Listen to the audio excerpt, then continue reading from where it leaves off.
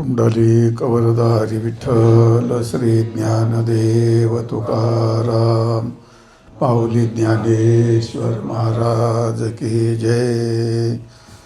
तया नरा लाधले वैकुंठ जोडले सकळही घडले तीर्थाटन. आपला चालू असलेला 18वा अभंग आणि 18व्या अभंगातलं हे काय दुसरं चरण आहे. कालच्या चरणामध्ये हरिवंश पुराण हरिनाम संकीर्तन हरिविन सौजन्यने काही 3 गोष्टी सांगितल्या होत्या. जे हरिवंशाचं म्हणजेच हा भगवंताचा वंश ज्यात वर्णन केलेला आहे असं हरिवंशाचं वाचन करतात.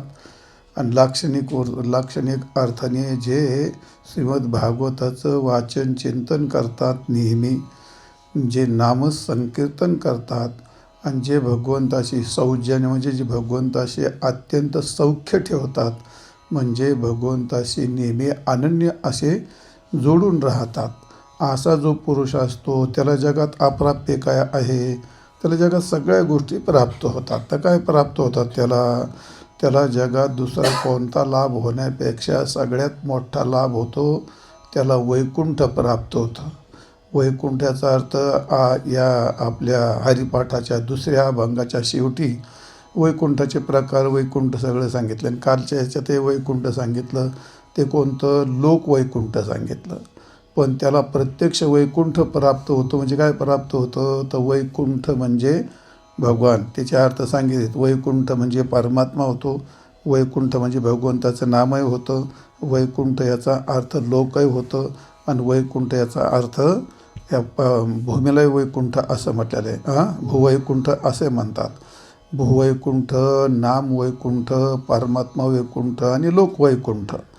तर त्याकरता लोकवैकुंठ सांगितलेलं आहे. आता तर इथं आपल्याला विशेष सांगायचं आहे की या ठिकाणी तया नरा लाधले वैकुंठ जोडले. वैकुंठ जोडले याचा अर्थ काय आहे? तर वैकुंठ जे हरिभक्त असतात तर तो परमात्मा त्यांच्या जवळ राहतो. म्हणजे परमात्मा कोणी? आता वर लोकवैकुंठ आहे, मग त्याला वैकुंठ का म्हणतात? जेथे परमात्मा राहतो त्याला वैकुंठ असं म्हणतात. तिथं त्या वैकुंठाला वैकुंठ का म्हणतात? तर तिथं परमात्मा राहतो, भगवान विष्णू तिथं राहतात म्हणून त्याला वैकुंठ म्हणतात. पण तोच जर इथं आला तर मग काय याला काय म्हणावं? मग आता याला पण वैकुंठ म्हणावं लागतं ना. मग असं आहे. तर ते वैकुंठ आणि हे वैकुंठ तिथं. आणि ती गोष्ट काय? तर तो कधीतरी कोणतरी एखादा जातो ना त्या वैकुंठाला. ते कोणाला जातं ते का नाही? तुकाराम महाराज म्हणले वैकुंठ जावया तापाचे सायास आणि लागे जीवानास करणे बहु. ते खूप वैकुंठा जाण्याकरता लय मोठं तप करावं लागतं. वैकुंठा जावया तपाचे सायास आणि लागे जीवानास करणे बहु. पण तया पुंडलिके केला उपकार आणि फेडावया भार पृथ्वीचा. म्हणजे पुंडलिकरायाने उपकार केला आणि या प्रत्यक्ष पंढरपुरामध्ये वैकुंठ आणलं. आणि त्यामुळे या ठिकाणी तुका म्हणे सोपे केली पायवाट आणि पंढरी वैकुंठ भूमीवरी. मध्ये प्रत्यक्ष परमात्मा आल्यामुळे त्या ठिकाणी हा परमात्मा इथं असल्यामुळे पंढरी काय झाली? वैकुंठच झाली. तुका म्हणे तेनी आणि केली वैकुंठ मी दिनी. साधू संतांनी ही मी दिनी म्हणजे पृथ्वी. ही पृथ्वीच काय करून टाकली? त्यांनी वैकुंठ करून टाकली याचा अर्थ आहे. म्हणजे याचा अर्थ काय? पंढरी वैकुंठ भूमीवरी असं पण नाही. पंढरी या ठिकाणी वैकुंठ आहे. आणि वैकुंठीचा देव आणला भूतळा. भूतळा आणलं म्हणजे कुठं? पंढरपुरात आणला ना. मग त्यात पंढरपूरसुद्धा काय झालं? तुका म्हणे पेठ आणि भूमीवरी हे वैकुंठ. म्हणजे आता हे काय झालं? वैकुंठ झाले. पंढरीसुद्धा काय? वैकुंठ. आणि परमात्मा आहे म्हणूनच. मग जर ज्याच्या घरी परमात्मा राहतो, ज्याच्या हृदयात परमात्मा राहतो, मग त्याचं शरीराचं वैकुंठ नाही व्हायचं का? त्याचं घरच नाही वैकुंठ व्हायचं का? मग तो नाथ महाराज जसं म्हणतात, जयाचे मन काय? नित्य नाम घोष जयाचे मंदिरी आणि तेची काशी पुरी तीर्थक्षेत्र. कोण? ज्याचं हृदय ज्याच्या मंदिरात, ज्याच्या घरात घ्या किंवा हृदय मंदिरात घ्या, तेच काशी, तेच तीर्थ, तेच पुरी आहे, तेच सगळं तेच होतं. तसं ज्याच्या हृदयामध्ये वैकुंठ परमात्मा वास करतो, त्याचं हृदयच वैकुंठ होतं, त्याचं शरीरच वैकुंठ होईल किंवा त्याचं घरही वैकुंठ होतं. आणि असा वैकुंठ म्हणजे परमात्मा त्याला मिळाला. तर नाथ महाराज म्हणतात, काही एक नाही ना, ज्ञानेश्वर महाराज, काही एखाद्याने वैकुंठी जावे, हे का नाही, कोणतरी एखादा वैकुंठाला जावं, ती वैकुंठाची केली आगवे, पण त्याने काय केलं, हे संपूर्ण वैकुंठच करून टाकलं. का तर ऐशे नाम घोष गौरवे धवळेले विश्व. संपूर्ण विश्व ज्यांनी नाम घोषाने धवळून टाकलं, तर त्या माणसाने सगळं विश्वच वैकुंठ करून टाकलं, माणसाने म्हणजे संतांनी. तर असं हे वैकुंठ आहे. आणि म्हणून ते वैकुंठ म्हणजे लोक वैकुंठ नाही, तर परमात्मा वैकुंठ. आणि म्हणून ज्यांनी हरिवंश पुराणाचं चिंतन केलं, नामसंकीर्तन केलं, भगवंताशी सौख्य ठेवलं, त्या माणसाला तया नरा लाधले आणि वैकुंठ जोडले. वैकुंठ जोडले म्हणजे परमात्मा जोडल्या जातो. ते न घेते वैकुंठाची वाट, त्याचे घरीच मी करी वैकुंठ. नाथ महाराज म्हणाले, त्यांना वैकुंठाला जायची गरज नाही. जे नामस्मरण करतात, भगवान सांगतात, मी ते घरच वैकुंठ करून टाकतो. म्हणजे त्याचे घरीच मी करी वैकुंठ. आणि ते चिन्मात्रे फुटे पहाट, फिके पेट संतांचे. म्हणजे त्या ठिकाणी उपनिषद सर्व त्याच्याजवळ येतात, वेदांत त्याच्याजवळ येतो, उपनिषद जवळ येतात, परमात्मा जवळ, कोणाजवळ, नामसंकीर्तन करणाऱ्याजवळ. आणि म्हणून उपनिषदे येते तयापाशी, स्वधर्म येते सुख वस्तीशी. आणि काय नारदादी सनकादी कशी तया घराशी अतिप्रीती. सगळे साधू संतही तिथे येतात, सगळ्या सुखाची वस्ती तिथेच असते, सर्व धर्मही तिथेच असतात, आणि परमात्माही तिथेच असतो, सगळे उपनिषदही तिथेच असतात. कुठं असं नामस्मरण, सर्व साधनांचे सार, आणि भवसिंधू तरी पार. असं जे नामस्मरण करणारा असतो, त्याच्याकडे काय ते प्रत्यक्ष परमात्मे त्याला म्हणतात तया नरा लाधले आणि वैकुंठ जोडले. काय लाधले, लाधले म्हणजे मिळाले, आणि जोडले म्हणजे काय तर परमात्मा, प्रत्यक्ष वैकुंठ जोडले. आणि असं जे वैकुंठ असतं, जे वैकुंठ त्याला प्राप्त झालं असल्यामुळे याच्यापेक्षा विशेष लाभ कोणता व्हायला पाहिजे, सगळ्यात श्रेष्ठ लाभ होतो. म्हणून तया नरा लाधले, नाम मिळाले आणि वैकुंठ जोडले. आणि बस त्याला काय, सकळ हे घडले तीर्थाटन. त्याला जगात कोणतेही तीर्थ शिल्लक राहिले नाही. त्याचं कारण काय, यस्तु नामसंकीर्तयेत हरिम. जो हरीचं नामसंकीर्तन करतो. नारद पुराणामध्ये असं म्हटलं आहे, नारदाने असं म्हटलं आहे की जो हरीचं चिंतन करतो, तो काय करतो म्हणले, सस्नाथ सर्व तीर्थेषु सर्व यज्ञेषु दीक्षितः सचदान फलम यस्तु संकीर्तयेत हरिम. म्हणजे जो हरीचं कीर्तन करतो, तो काय होतो, तो सस्नातः सर्व तीर्थेषु, त्यांनी सर्व तीर्थाचं स्नान केलं अशी गोष्ट सिद्ध होते. आणि दुसरं काय होतं, तर सर्व यज्ञेषु दीक्षितः, म्हणजे ज्यांनी भगवंताचं नामस्मरण केलं, त्यांनी सर्व तीर्थाचं स्नान केलं आणि सर्व यज्ञाची दीक्षा त्यांनी घेतली. आणि सच्चदान फलम, जगात जेवढे दान आहेत ते सगळे दानाचे फलं त्याला. काल तुम्हाला सांगितलं गोकोटी दानम ग्रहणेश्वकाशी सांगितलं का नाही. मग तसं तुम्हाला कोणतो तो म्हणजे सच्चदान फलम प्राप्ता यस्तु, जो आहे संकीर्तयेत हरिम, जो हरीचं कीर्तन करतो. हे कशाकरता सांगितलं हे, तर स्नातः सर्व तीर्थेषु, ज्यांनी भगवंताचं नामस्मरण केलं त्यांनी सर्व तीर्थाचं स्नान केलं. सगळे तीर्थ त्याच्या चरणाजवळ असतात. तर असं का म्हटलं माऊलीने, त्याचं कारण एकच आहे. त्याचं कारण म्हणजे असं आहे, सर्व तीर्थ हे भगवंताच्या चरणापासून निर्माण झालेले असतात. आणि भगवान जर त्याच्याजवळ राहिला, मग आता दुसऱ्या तीर्थाच्या अपेक्षा काही, दुसऱ्या तीर्थाच्या अपेक्षा काही नाही. भगवंताच्या गंगा कोणापासून निर्माण झाली, चरणी जन्मली पै गंगा. राम 16 सहस्र राम संभोगा. आणि नित्याने आपण म्हणतो निव्या अभंगतो, चरणी जन्मली पै गंगा. म्हणजे ज्या भगवंताच्या चरणापासून गंगा निर्माण झाली. आणि सगळ्या जगातल्या तीर्थाचं तीर्थ कोणी, मुख्य गंगा आहे. गंगेत सगळ्या तीर्थाचा अंतर्भाव होतो. मुख्य प्रत्यक्ष वैकुंठातून आलेली, म्हणजे स्वर्गलोकातून आलेली, भगवंताच्या चरणातून निघालेली, आणि अशी ती गंगा, महातीर्थाचं तीर्थ असणारी गंगा, ती भगवंताच्या चरणातून निघाली. आणि ते चरण तर त्या भक्ताच्या हृदयामध्ये आहेत, आणि तो परमात्मा तर त्यांच्याजवळ आहे. आणि त्यामुळे या ठिकाणी रामकृष्णादी नामश्रेणी, जे रामकृष्णाचं नाम घेतात, अखंड गरजे ज्याची वाणी, त्याशी तीर्थे येती लोटांगणी, आणि सुरवरचरणी लागती सोय. मग त्याला सगळे तीर्थ लोटांगण येतात, सगळे देवही त्याला लोटांगण घालतात, सर्व तीर्थही त्याला लोटांगण घालतात, आणि त्याच्या चरणाजवळ येतात. कोणाच्या चरणाजवळ? नामस्मरण करण्याच्या, न म्हणतात कीर्तनकाराच्या. तर कीर्तनकारण भजन करत असं नाही घ्यायचा, जो नामस्मरण करतो. कोण? यस्तो संकीर्तयेत हरिम, जो हरीचं संकीर्तन करतो, म्हणजे नामस्मरण करतो अंतर्मुख होऊन, असं त्याच्याजवळ सर्व तीर्थ त्या ठिकाणी असतात. किंवा दुसरा लाक्षणिक अर्थ जरी घेतला तर या ठिकाणी काय असतं, जिथे कथा केली तर ते कथा काय असतं, कथा हे तीर्थच असतात. जिथे देव असतो, जिथे भक्ती असते, आणि जिथे संत भक्त असतो, म्हणजे त्याला काय म्हणतो, देव असतो, भक्त असतो, आणि दोघाच्या मध्ये काय असते, कथा असते. मग त्याला म्हणतात कथा त्रिवेणी संगम, देव भक्त आणि नाम, आणि तिथेचे उत्तम चरणपय वंदिती. म्हणजे ह्या तीन गोष्टी जिथे येतात त्यालाच काय म्हणतात, हे एक तीर्थ तयार होतं. म्हणून कथा त्रिवेणी संगम, देव भक्त आणि नाम जेथे असतं, हे त्रिवेणी संगमासारखं मोठं तीर्थ असतं. आणि म्हणून जे नामस्मरण करतात त्यांच्या जीवनामध्ये त्यांना जगातले सर्व तीर्थाचं स्नान होतं.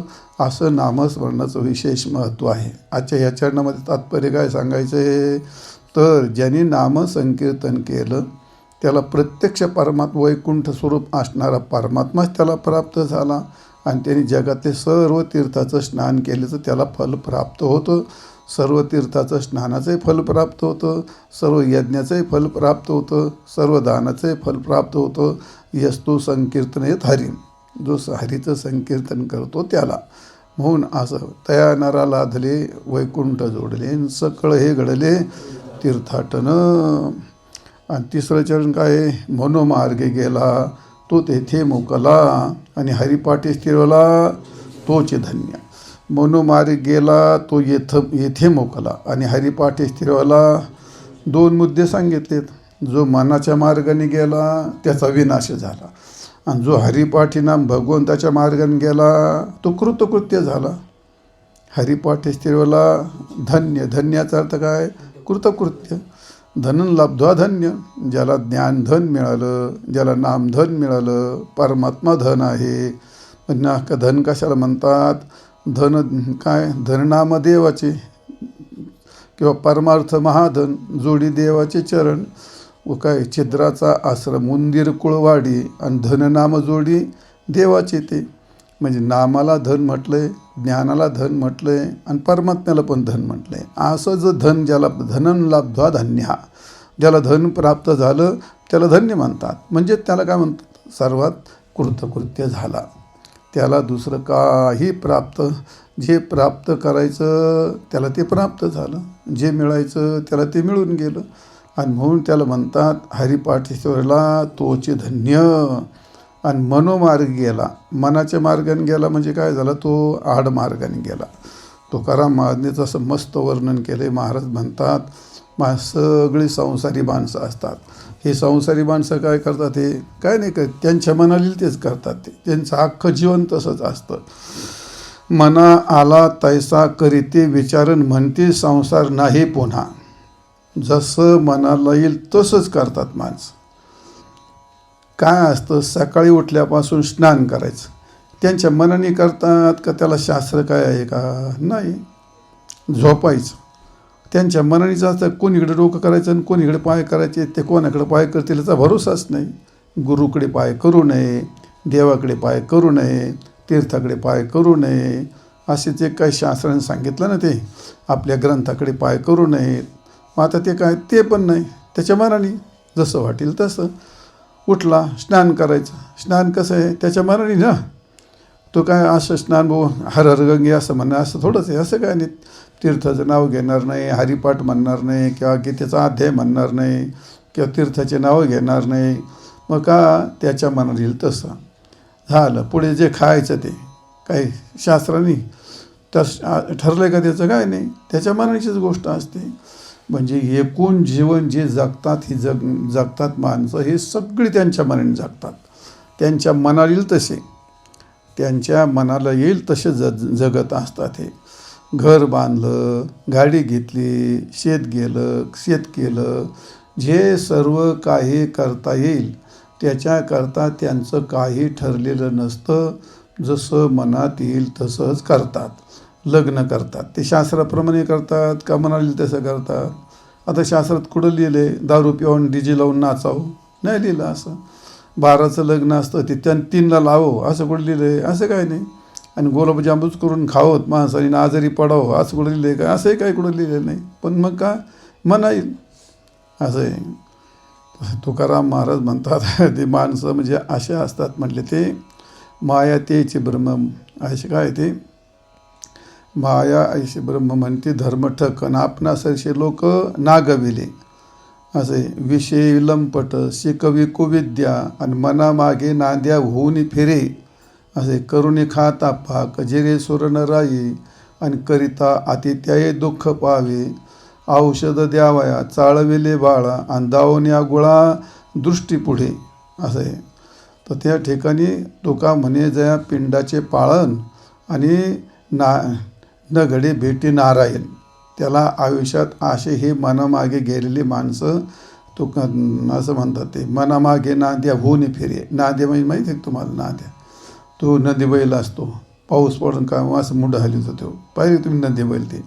मग ते काय त्याला धरून नाही चालतो, फक्त ते गुबू गुबू वाजवीत पुढे चाललं का ते बैल त्याच्या मागं चालतो. त्याला नदी बैल म्हणतात. तो नदी बैल, नांद्या म्हणजे नंदी बैल. तसं तो त्या मनाच्या पाठीमागे नदी बैल होऊन चालतो आणि ते मन कोणीकडे जातं. मग तसं याचा तो काल सांगितलं तुम्हाला, तो का म्हणे ते गाढव आणि घेती मना सभे धाव. जे मनाच्या पाठीमागे जातात ते गाढवच माणसं असतात ते. आणि म्हणून हे सगळे प्रापंचिक माणसं सगळे मनाच्या मार्गाने जाणे असतात. कारण का जो मना आला तैसा करते विचार. त्यांच्या मनात जे येईल तो त्याचा विचार करतात. का लग्न का पुन्हा काय आपल्या पोराचं लग्न होणार आहे का? असं पुन्हा काय असं होणार आहे का? अरे मेलं म्हणजे गेलं, घ्या मग उच्चाईन करून. एकूण तात्पर्य याला म्हणतात मनोमार्गे गेला. मनाच्या मार्गाने मन काय वेद आहे, मन काय शास्त्र आहे, मन काय संत आहे, का मन काय देव आहे, का मनाला काय पहिली गोष्ट मनाला काय अक्कल आहे का? मनाला मन मुळात पहिली गोष्ट मन ही वस्तूच काय यांना माहीत नाही. जी माणसं मनाला येईल ते करतात त्या माणसाला मन ही वस्तू आहे का नाही, का तिचं स्वरूप काय हेच काय माहीत नसतं. म्हणजे ज्ञानेश्वर महाराज म्हणतात वाया मन हे नाव एरवी कल्पनाची सावयव आणि जया संगे जीव दशा वस्तू. मन आहे का ते नाही. वाया मन हे नाव ते मन हे त्याचं नावच व्यर्थ आहे. ते वाया मन हे नाव आणि एरवी फक्त कल्पना. मनात स्वरूप काय कल्पनाची सावयव जयाची संगे जीव दशा वस्तू.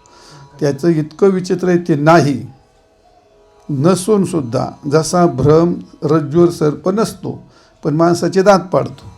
बरोबर आहे का नाही? खोडावरती भूत नसतं पण खोड असून सुद्धा ते भूत दिसतं तर माणसात जीव घेतं. जे नसलेलं जीव घेतं तसं मन हे नसलं त्या ब्रह्माला जीवत्व त्याने मनाने आणलं. असं मन असतं जे प्रकृतीशी मूळ. ह्या प्रकृतीला सगळ्या प्रकृतीला भगवंताचं एकोहम बहुश्याम हे त्याचं मनच आहे का नाही? जे प्रकृतीशी मूळ कामाजायाचे बळ. माणसाला कोणती इच्छा झाली त्याच्या पाठीमागे कोण उभं आहे? ते मनच. नसलेलं असलेलं सोडा, नसलेलं त्या मनाला काही आकार उकार काय का नाही. कामाजायाचे बळ जे अखंड सोयसळ अहंकाराशी कायम अहंकाराला हवा भरीत असतं. ते इतकं विचित्र मन असतं. ते जे इच्छे ते वाढवे आशे ते चढवे. ज्ञानेश्वर महाराजांनी 13व्या अध्यायात फार सुंदर वर्णन केलं आहे, फार मोठं वर्णन केलं आहे. जे काय करतं ते इच्छेला वाढवतं ते. का ते एक इच्छा झाली का 100 इच्छा होतात, अजून पुढे अजून पुढे. त्याच्या पाठीमागे कोणी आहे? मनच आहे. आणि ते काय आशेशी वाढावी. मग आशा काय? सर्व सुखाची आशा जन्म गेला. किती आशा? त्याला काही लिमिटच नाही. हे याची झाली का ते, त्याची झाली का ते, एवढी तेवढी लांब. हे त्या आशेची व्याप्ती पण वाढवतं, हे मनच असतं. आणि म्हणून जे पाठीपूर्वी भयाशे का माणसाला जगात भीती कशाची वाटते? कशाची भीती नसते, कशाचीच भीती नसते. आता तो साप आलेला माणसाला खातो काय? तो नाही खात. तो त्याचा एक जगात सगळे पदार्थ आहेत, मग ते काय सापाची भीती वाटते? आणि जवळ गाय आली का तिची काय भीती वाटते का माणसाला? दुसरे अनेक पदार्थ असतात, अनेक वस्तू आहेत, अनेक जीव आहेत, सगळ्यांच्या भीती वाटतात का? नाही.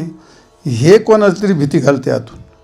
हेच आतमध्ये भीती उभी करते का हे तुला खाईन, हे तुला खाईन, हे तुला मारेल. म्हणजे त्या मनामध्ये द्वैत निर्माण कोण करतं? हे. आणि द्वितीयात वैभयम भवती. कोणत्याही वस्तूबद्दल द्वैत निर्माण करणारं कोण असतं? हे मनच असतं.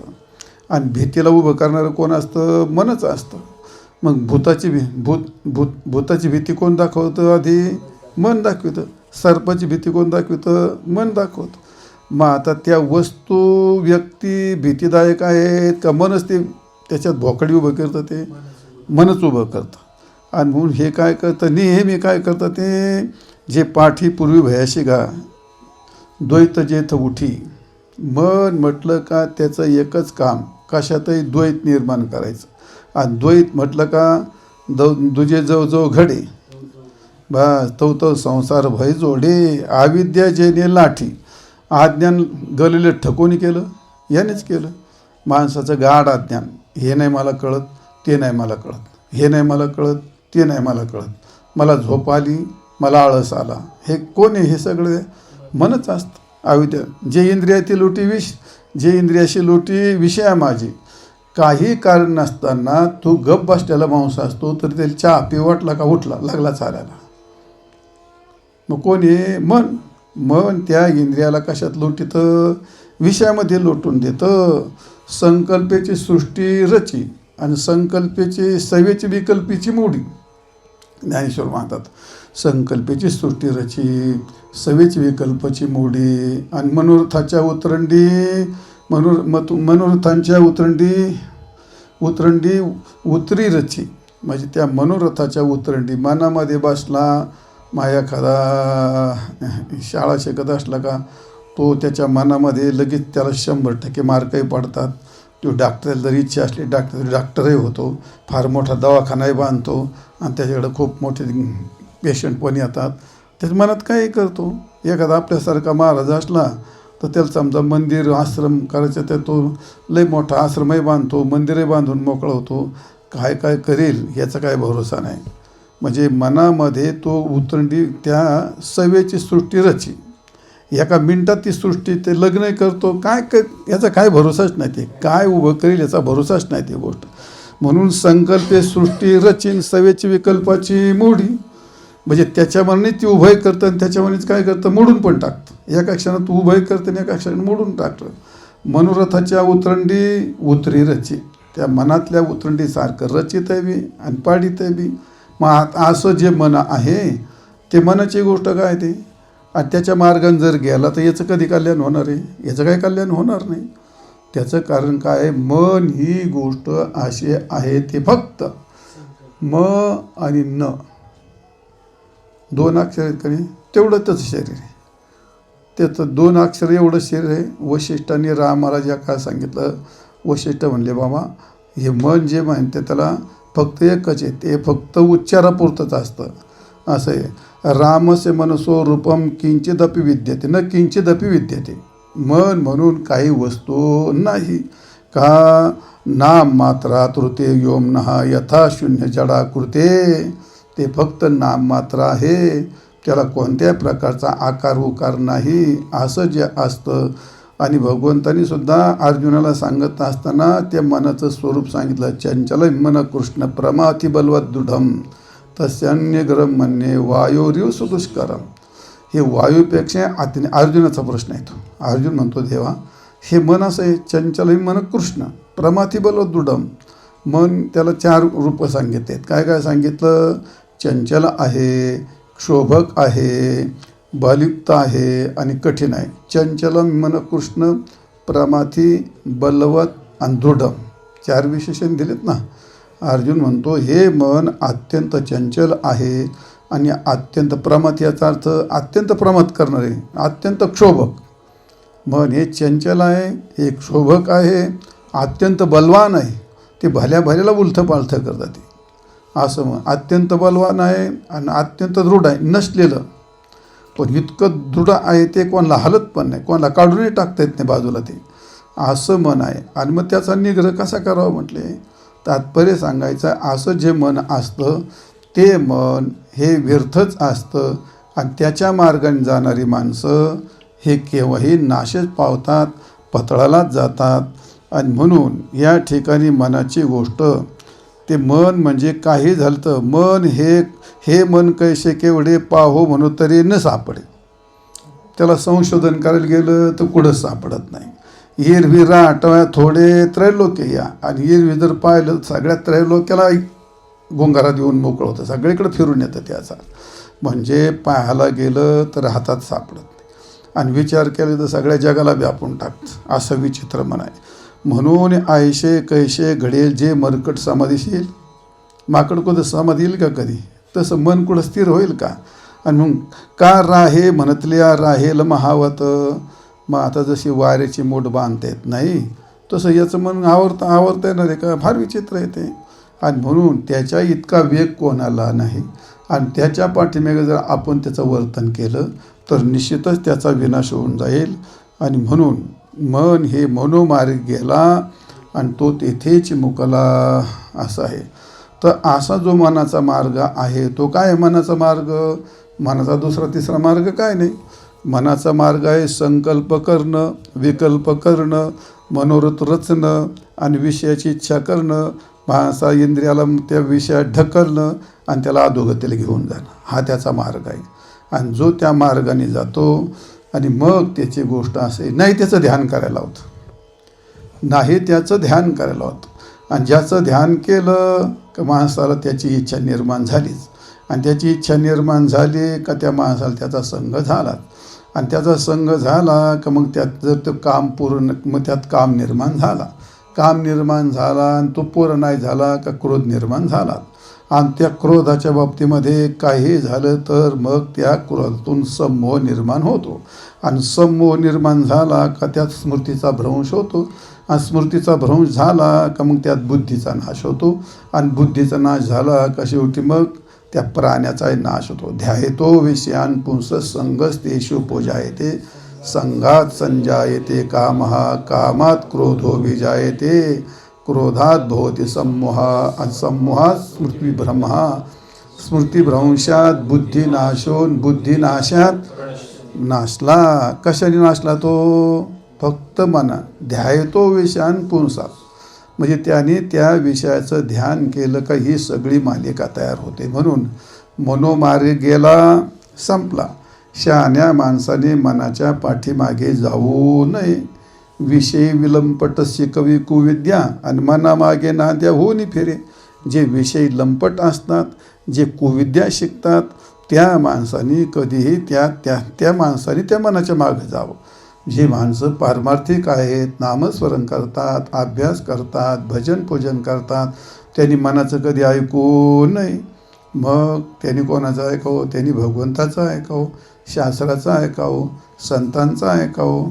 म्हणजे त्याचं कल्याण होतं. म्हणून मनोमार्ग गेला तो येते मुकला, आणि हरिपाठी स्थिरला तोच धन्य. जो हरीच्या पाठी येतो तोच धन्य असतो. मग असं जे मन असतं त्याच्या पाठीमागे जाऊ नये, हरीच्या पाठीमागे यावं. आणि हरीच्या पाठीमागे म्हणजे हरिनामस्मरण करावं, भगवंताचा मार्ग अवलंबावं. तर तसं जर झालं तर मग तोच धन्य, त्याला धन्यता प्राप्त होते. हरिपाठी स्थिरावला म्हणजे कृतकृत्य झाला. त्यांनी तीर्थाटनाने त्याला सगळं घडलं. त्याचप्रमाणे सर्व दुःख त्याचे निवृत्त झाले. त्याला 4 मुक्ती प्राप्त झाल्या. म्हणजे धन्य झाला, कृतकृत्य झाला. मग आता असं काय करायचं? त्याला दुसरं काही नाही. जो भगवंताचं नामस्मरण करतो आयशे ज्याचे जीवीवरी नाम नाचे निरंतरी, आणि ते धन्य धन्य संसारी स्वानंदी गरजे, स्वानंदी हरी गरजेत. जे भगवंताचं नामस्मरण करतात ते या जगतामध्ये धन्य असतात. किंवा आपण हे म्हणतो वासुदेव धन्य जगे तोचे का हरिरंगे नाचे, रामकृष्ण वासुदेव सदा स्मरे रामकृष्ण वासुदेव सदा स्मरे वाचे. जगामध्ये तोच धन्य असतो. धन्य जगे तोच एक हरी नामस्मरण, हरीच्या रंगात म्हणजे नामाच्या रंगात जो दंग होतो, नाचतो, त्यालाच काय म्हणतात धन्य आहे. असे धन्य म्हणजे जगात दुसरे कोणीही धन्य नसतात, फक्त एकच धन्य असतात. कोण? नामस्मरण करणारे ते धन्य. धन्य ते संसारी दयावंत जे अंतरी, येथे उपकारासाठी आले घर ज्या वैकुंठी. काय ते संत आहेत, ते नामस्मरणच केलं ना त्यांनी. असं आहे. धन्य आजितीनं झाला धन्य आजितीनं संत दर्शनाचा, आनंद जन्मीचा क्षीण गेला.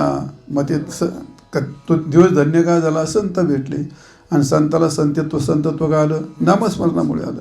म्हणजे धन्यता कुणीकडूनच जोडली तर ते नामस्मरण आणि भगवान. धन्य ते गोकुळ, धन्य ते गोकुळ, धन्य ते नारी. ते तर बाळक्रीडेमध्ये एक अभंग आला. सगळं धन्य धन्य. भगवान धन्य, गाय धन्य, गोकुळ धन्य, बासुरी धन्य, नदी धन्य. हे सगळं धन्य धन्य का? भगवंताचा संबंध आला म्हणून धन्य. तसं भगवंताचं नामस्मरण घेतलं का भगवंताचा संबंध येतो आणि तो सगळं त्याचं जीवन सगळं काय होऊन जातं? धन्य होऊन जातं. तुका म्हणे रे धन्य त्याचे जिने जे वासुदेव घातले दान. आपण वासुदेव म्हणतो ना, असं आहे ते. त्या खुंटली येणे जाणे झाले वासुदेवी राहणे, नामा म्हणे जया नामी अनुसंधान, आणि तेचे परमधन्य त्रिभुवनी. या त्रिभुवनामध्ये धन्य धन्य म्हणजे तोच एक धन्य असतो.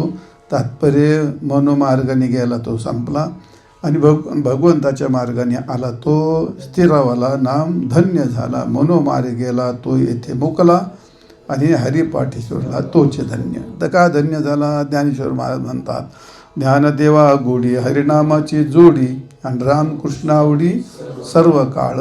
दोन शब्द आहेत. ज्ञानदेवा गोडी आणि हरिनामाची जोडी. हरिनामाची जोडी कशी आणि ज्ञान गोडी कशी? गोडी याचा अर्थ कधीमध्ये घेतला असं नाही, तर गोडी म्हणजे ज्याच्या जीवनात क्षणाक्षणाला कणाकणाला परमात्माच असतो त्याला गोडी असं म्हणतात. त्याच्यापेक्षा जगात त्याला प्रिय काहीच नसतं. आणि आवडी तरी कशाला म्हणतात? आवडीन गोडी जवळजवळ सारखीच आहे. आवडीन गोडी जवळजवळ सारखीच असते. गुण गाईन आवडी आणि हेची माझी सर्व जोडी. गुण गाईन पण आवडीने, आणि गुणगायन आवडीन हेची माझी. हेच्याने काय केलं? जगात मला दुसरा कशाचाही संग्रह नाही, फक्त नामस्मरणाचा संग्रह आहे. तर त्या ज्ञानेश्वर महाराजांचा एक बाळछंद आहे. तुम्ही पाहिलं का बाळछंद? मालिकेत आहे का बाळछंद तुमच्या? नाही? बरं. बाळछंद फार मोठं ग्रंथ, फार मोठा अभंग आहे. माझ्या पाठ आहे. दोन्ही बाळछंद पाठ होते माझ्या. ते जवळजवळ मला वाटतं काय 12-13चं पूर्ण 1.5 पान येते. चौचरणी म्हणजे 4 चरणाचं एक चरण. आपण नाटाचं आहे ना, असं ते असं आहे. अलक्ष लक्ष्मी लक्षी चंद्र सूर्य दुही पक्षी, असं ते या ठिकाणी असं ते त्याला बाळछंदो बाबा बाळछंदो. पृथ्वी तळ राज्य मद मी नेघे नेने हे ही पद, आणि रामकृष्ण वाचे गोविंद, आणि हाच छंद माझ्या पंथे, आणि हाच छंद तुझ्या पंथे.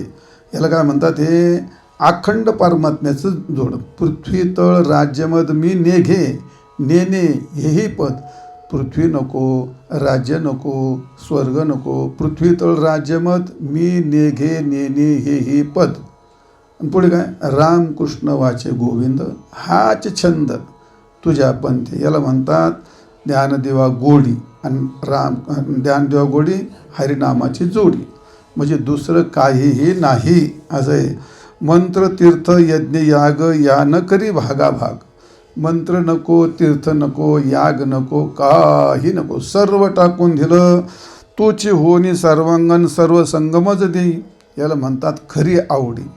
भगवंता वाचून दुसरं काहीही त्याला प्रिय वृत्तीसहित मज लपवी माझे मन चरणी ठेवी.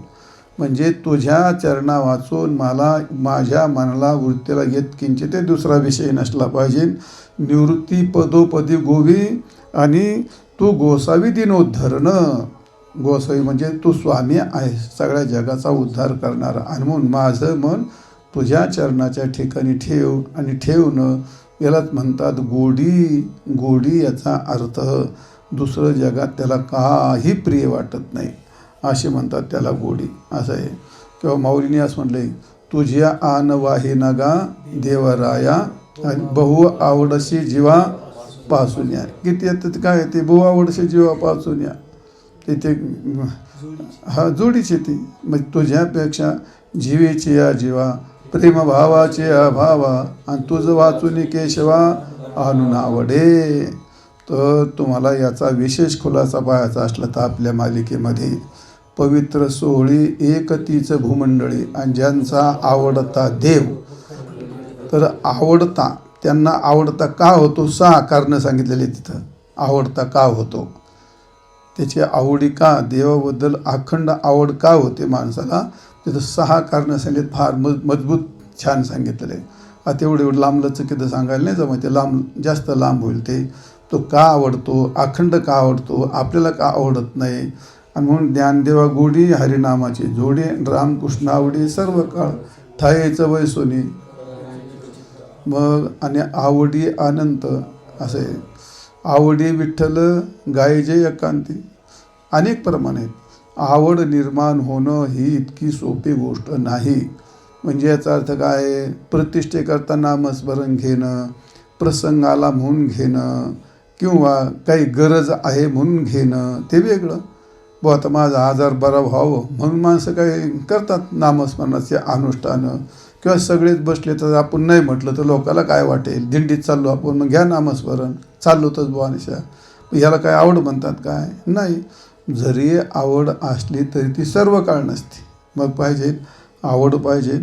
मग पहिली आवड पाहिजे त्यात गोडी पाहिजे आणि ते सर्व काळ असलं पाहिजे. म्हणून ज्ञानदेवा गोडी आणि हरिनामाची जोडी असा आहे. म्हणजे खरं आवडीचं लक्षण काय आहे तर खरं आवडीचं लक्षण नाथबाबांनी फार गोड सांगितलेलं आहे. म्हणजे याचा अर्थ जयाची आवडी केली म्हशी कुळवाडी आणि भोग मोक्ष बापुडी त्यजिली कुळे. 12व्या देतालय का नाही ते. म्हणजे जयाची आवडी केली म्हशी कुळवाडी म्हणजे त्याला दुसरं सगळं टाकून दिलं आणि एक मीच त्यांनी माझी कुळवाडी केली. म्हणजे माझ्याशिवाय त्याला दुसरं काही आवडत नाही. भोग आणि मोक्ष बापुडी त्यजिली कुळे. ज्यांनी सगळं भोग टाकलं आणि ज्यांनी मोक्ष पण टाकून दिलं. मोक्षपद तुच्छ केली आकारणी आणि कशा करता आम्हा जन्म घेणे युगायुगी भक्त भगवंताच्या भक्ती करता.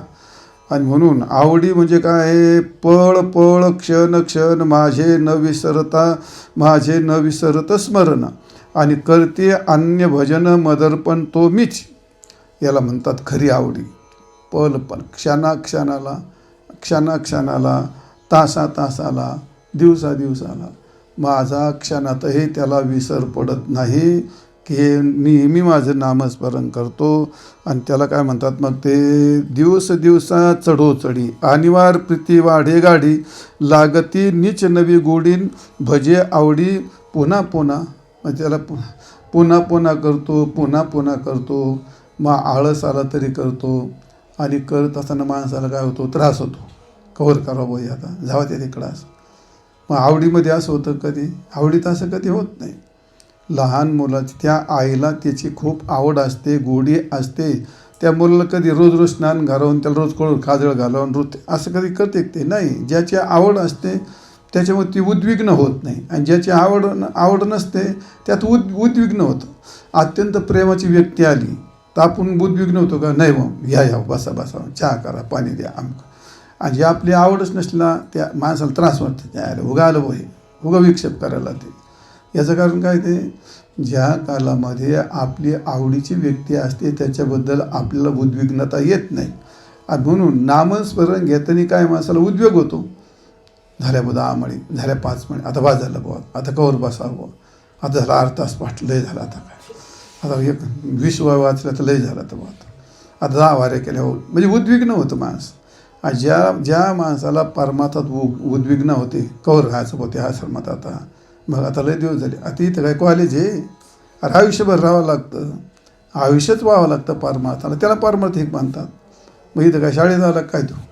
आता हे कोणाला सांगायचं? ज्या माणसाला परमार्थाचा उद्वेग येतो ती माणसं परमार्थ करत नाहीत. म्हणजे जेथे उद्वेग येतो ती गोडी पण नसते आणि तिथं आवडी पण नसते. नाथ महाराज म्हणतात त्याला खरी गोडीन आवडी म्हणावं. केलीच भक्ती करिता वगू नये सर्वथा. रूप पाहता केलीच भक्ती करिता. रूप पाहता रोज म्हणतो की नाही, सुंदर ध्यान रोज म्हणतो की नाही, हरिपाठ रोज म्हणतो की नाही, रोज गंध लावतो की नाही, रोज नामस्मरण करतो की नाही, रोज नित्यनेम करतो की नाही. मग त्याला कधी उद्योग वाटतो का? नाही वाटत. आता आपण एखादा मी तर आता म्हणलो ध्यान येतो विषांत, तुम्ही सगळे श्लोक म्हणले का नाही? मग तुम्ही किती वेळा श्लोक म्हणला असेल तो? किती काय वाटतं काय त्याला काय सीमा आहे का? आता मी ती गीता किती वेळा म्हटली मला तर आणि हरिपाठ किती वेळा म्हटलं हे काय आपल्याला मोजून ठेवलं का? आपण नाही. पण कधी उद्योग वाटतो तो. म्हणूनच आपण पारमार्थिक असतो, म्हणूनच आपण पारमार्थिक असतो. नाथ महाराज म्हणतात केलीची भक्ती करिता. जे केलं तेच पुन्हा पुन्हा करतो. जसं रोज जेवण, जी माणसं जे अन्न खातात आपल्या भागामध्ये काय आपल्याला अन्न गहू ज्वारी, बरोबर आहे का नाही? आता तुम्हाला रोज भात म्हणजे खाता का तुम्ही? नाही खायचे. पण त्या कोकणामध्ये ते रोज भातच खाते, तर दुसरं काय नाही. त्यांना रोजच भातच पाहिजे. भात आणि मासे, मासे आणि भात, भासे आणि भात आणि मासे. ते काय दुसरं खात नाहीत ते. कारण का आवडी त्यांची ती. तसं आपली गोष्ट आहे ते. तुम्हाला म्हणलं रोज केळं खा, खातं का रोज केळं? नाही खायचे. मग तुम्हाला दुनिया काय असली तर पहिली भाकरीन कालवण आणि पोळीन भाजी हे पहिलं खावं लागतं. मग त्या काय आवडी म्हणजे जे करायचं ते पुन्हा पुन्हा. केलीच भक्ती करिता. जे केलं तेच पुन्हा करतो. उबगू नये सर्वथा. त्याच्या मनामध्ये कधी उभं घेत नाही. त्याला म्हणतात आवड, त्याला म्हणतात गोडी. हां हां सांगितलं होतं ना. हा आरंभे आवडी आदरे आले नाम आणि तेने सकळ सिद्धी जगी झाले काम. आरंभे आवडी आणि आदरे. आवड असेल तर आदर नसेल आणि आदर असेल तर आवड नसेल असं. पण ह्या सगळ्या गोष्टी एकत्र येणं, जिथं आदरही आहे जिथं आवडही आहे. खूप बारीक चिंतन केले त्यात मला आठवत नाही ते, पण ते सांगितलं आहे खूप चिंतन. आणि म्हणून उभगुणही सर्वता अधिक हर्षे वाटी चित्ता. त्याला पुन्हा पुन्हा आनंदच वाटतो. रोज भजन करायला, रोज नामस्मरण करायला, रोज नित्यनेम करायला अतिशय आनंदाने जातो. उल्हासती मधभजनी. ज्यांना माझं भजन करायला अत्यंत उल्हासित असतात ते पहिलं भजन करायचो आम्ही 1.5 तास 2 तासात भागवत नाही पाहिले लहानपणापासून. काय त्या भजनाचा आनंद, काय विचारायचं काय काम नाही. लय आनंद भजनाचा. म्हणजे याचा अर्थ भजन करत असताना आनंद वाटला पाहिजे, नित्यनेम करताना आनंद वाटला पाहिजे, नामस्मरण करताना आनंद वाटला पाहिजे. लोकांनी टाकलं हे अरे अभ्यास करा, अरे नित्यनेम करा. त्याला काय अर्थ आहे का ते? त्याला काय अर्थ नाही. मग आता कायम ग्रंथचिंतन, कायम परमार्थात राहणं ह्यालाच म्हणतात त्याची खरी आवड असते. त्याच्याकरता ते काय ते कधी विटणंच नाही. विटे आयुष्य सुख नो हे भक्ती रस आणि पुढता पुढती असं कधी की घेतच राहावं वाटतं. ते जसं पाणी आयुष्यभर पित राहतो, त्याला कधी कंटाळा येत नाही. जेवण आयुष्यभर घेतो, श्वास आयुष्यभर घेतो, झोपाही आयुष्यभर घेतो. तसं परमार्थ आयुष्यभर कर ना. मग उभं नाही आता. पण माणसाला उभं कधीत काय आश्रमात काय माणसाला आश्रमाचं उभं घेतो, काय माणसाला ते पाठ करायचं उभं घेतो, काही माणसाला शाळेचं उभं, काही माणसाला कशाचाही उभंच येतो. त्याला शाळेतही उभं घेतो, परमार्थातही उभं घेतो, आश्रमातही उभं घेतो. कशातही त्याला कशाचं उभं घेईन. फक्त त्याला काय फक्त खायचं आणि झोपायचं उभं घेत नाही. तेवढंच काय त्याला करावं असं वाटतं. पण त्याला आवड म्हणत नाहीत. आणि म्हणून जे आवड असते त्याचा कधी उभं घेत नाही. आणि ज्याचा उभं घेतो तिथे त्याला आवड असं म्हणता येत नाही. तात्पर्य नाही. माऊली म्हणतात ज्ञानदेवा, माऊली म्हणतात मला ज्याची गोडी लागली म्हणजे कोणाचे रामकृष्ण आणि ज्याची गोडी आहे त्याचीच काय मला आवड आहे. आवड ज्याची आहे त्याची मला गोडी, आणि ज्याची गोडी आहे त्याची मला आवड आहे. अशी गोडी न आवड असली तर मग त्याला कोणत्याही फलाचं काही शिल्लक राहत नसतं. जाग्रत स्वप्न सुषुप्ती नाठवे, असं काय. आणि पाहता रूप आनंद साठवे. माऊली म्हटले, माझ्या मनीची आवडीन पंढरपुरा नेन गुडी. असं नामस्मरणाबद्दल ज्ञानदेव गीत गातसे नित्य. राम कृष्ण कृष्ण कृष्ण कृष्ण सत्य इतुकेर सार. तात्पर्य, भगवंताचं नामस्मरण प्रिय वाटणं, त्याचं कधी उबग न येणं, त्यालाच आवड म्हणतात, त्यालाच गोडी म्हणतात. म्हणून माऊली म्हणतात, ज्ञानदेवा गोडी हरिनामाची जोडी, आणि रामकृष्ण आवडी सर्व काळ हरिमुखे म्हणा. हरिमुखे म्हणा पुण्याची गणना कोण करी. पुंडलिक वरदा हरी विठ्ठल श्री ज्ञानदेव तुकार. माऊली ज्ञानेश्वर महाराज की जय.